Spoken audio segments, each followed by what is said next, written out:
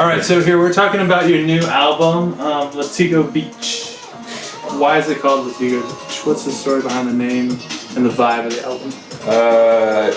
Well, basically, when we were creating Bommy Tahama, we had a lot of kind of ideas about what the sound needed to be like, and we kind of had created this inner world that dealt with secret agents inside of a cove in a secret location, and we somehow came across a beach up in Malibu called Latigo Beach, and just the name of it resonated with us and made us want to name the album this. And even though it is a real place and the picture was actually taken at Latigo Beach, for us it kind of has this sort of like mythological kind of feeling to it.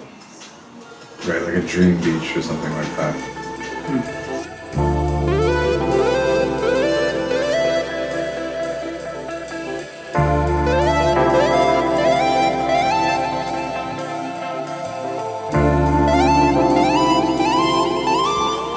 I heard that you guys did some cool stuff with cover art. Where did that come from? That came from Chris. I wasn't there that day. You could probably shed more light.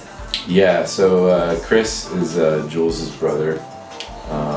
He goes by Chris Ram. He's a talented photographer, overall handsome guy, and he had this idea of doing some cool Polaroid effects, where you kind of will put I don't know, was it food coloring or pink lemonade on the developing film, and then putting it in the water, and so that's what we experimented in Latigo Beach, and that's how we got the album cover.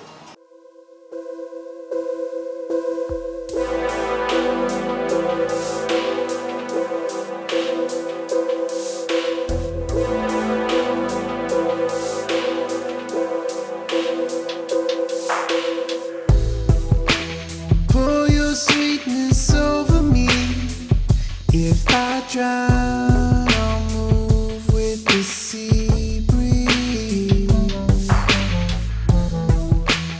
In the dark. I mean, I was listening to so many of these PlayStation 90s mixes on YouTube, and I always kind of knew Costa as the person who would do a lot of avant-garde and experimental and electronic stuff.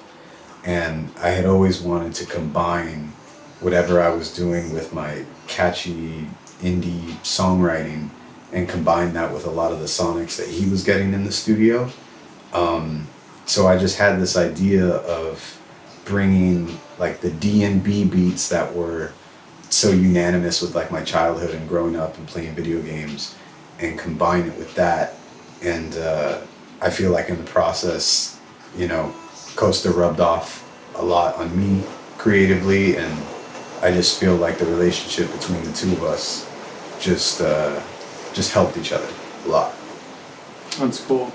Yeah, and I think we each inspire each other, and we each kind of do everything. Certain aspects of what you hear throughout the album can be, maybe Jules having a beat and then I add on it, or vice versa, or we create something together. And we're both producers and multi-instrumentalists, and we each kind of have our own sort of flavor that we bring to the table that kind of blends nicely throughout.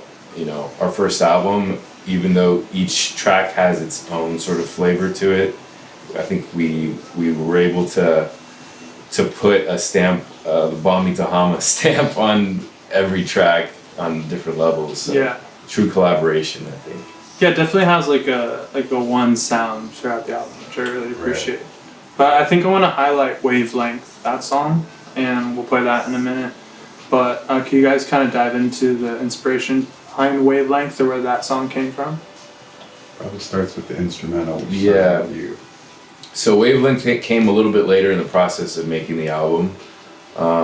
We had kind of developed a number of tracks, but kind of felt like we were lacking in maybe a couple different areas in terms of just the flow, or what we would want the album to kind of carry. And I think we both had this idea of there being like a kind of a banger on that album. Right, exactly. And sometimes there's, you know, finding a sound when you're kind of first starting out making an album or you're creating some sort of a project together. It starts kind of from nothing, but then sometimes things come out to kind of fill a hole.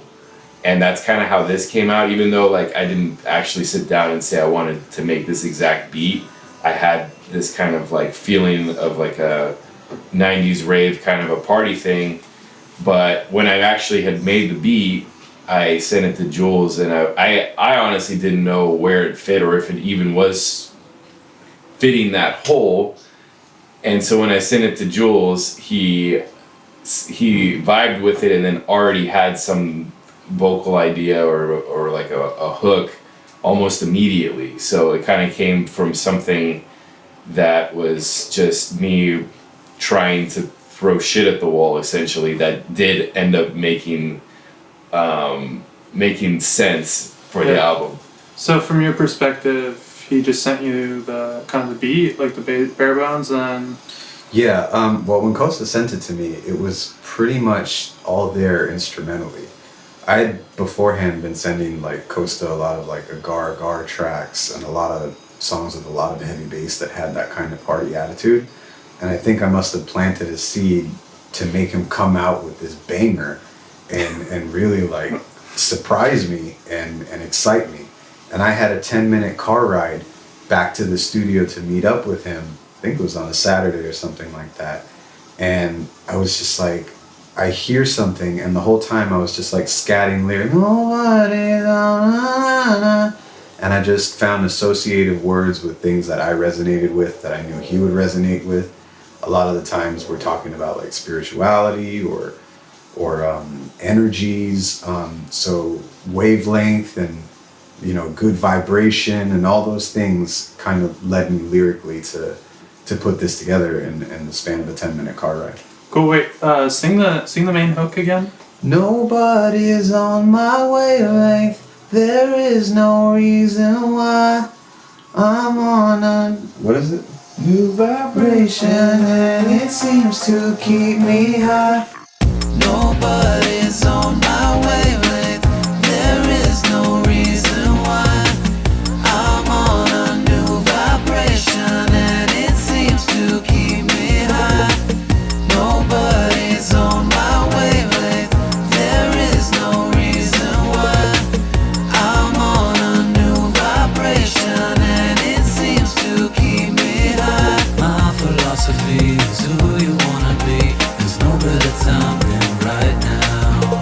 Where you gotta be is holding on to me. There's no better time than now. Nobody's on my wavelength.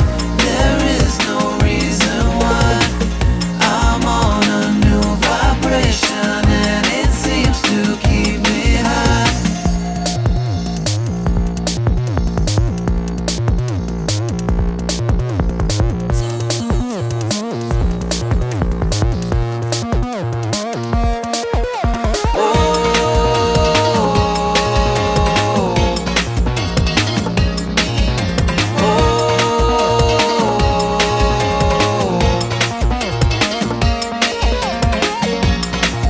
Yeah, my mind is on love it, but it feels so wrong.